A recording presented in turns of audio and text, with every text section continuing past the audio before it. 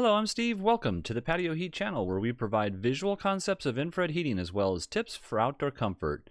Send your request in to designs@patioheat.com for your personalized recommendations. Our one-on-one customer support helps you make the best decisions for your applications. We strive to earn your business. Visit our patioheat.com website for sales and more information. Now let's get heating. All right, so we have two patio areas. We have this covered deck area here, and then we have this lower section over here. Let's go ahead and look at the overall dimensions that I have. So overall dimensions I have is approximately 20.5 feet. This length here, and then a depth here of about 13 feet depth here. And I have that at the outer edges here and here. The ceiling height I have is at 8'9.5" off the finished floor. And then over here you can see the beam that I have going across here is about 9'5" at the top edge of the beam. And then I have the apex up here at about 16'9" off the finished floor. Let's see if there's anything else that I'd like to talk about. We do have some doors. I believe these are doors that are that swivel, and they may come out into the patio, so that might be something that we need to look at, but I think it's going to be okay at this point. And then also we have there's a door over here. I believe it swings into the property itself, and that's pretty much about it. So let's go ahead and look at the options I might choose. So first option I might choose would be utilizing, let me turn off these rays here, utilizing a flush mount down here at the lower level. The reason behind that is just because it's a flat ceiling, and I think it would look much better than it would if you were to expose the units. But you could, basically take the same unit here and drop it down and mount it in the same location.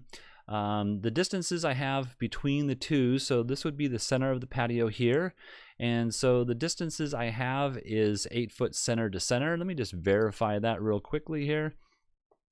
I'll go over here. I believe that's yes, 8 foot center to center. And then the heaters themselves are centered within the overall span, I think, of this direction here to here. And I think that's about it. These are 6,000 watt units. You would definitely want to have a control system on it, based on the fact that it just gives you a lot more flexibility during the year. Colder days, you want them on high, and then warmer days, you may wish to have them on just, half to maybe 70% of the output of the unit on. And so that's the 2 units for the lower section. Let's go ahead and look at the footprint of heat. You can see with the footprint of heat, we're not covering the entire space. I originally thought about having 3 units here, but being that this is going to be a doorway, there's probably no seating area over here, and so this is probably more of an access point than anything else. And so my focus was on truly trying to heat up as much as I could left to right this direction. And you can see that we're getting a very nice coverage and a nice overlapping footprint between the 2 heaters themselves. And so that would be my probably my preferred application for this particular position here. All right, so let's go up here and look at what we have up here. So up here I have, these are CD 6024, 6,000 watt, 240 volt units. The lower sections are WD 6024s with the flush mount kits.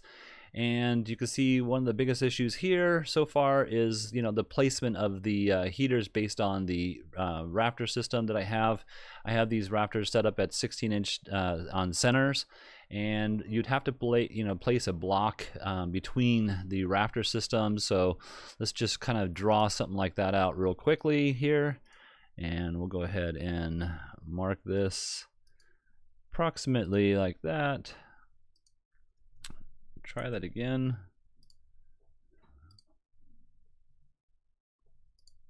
And maybe like a 2-inch beam going across here, and then just placing, a spacer here basically.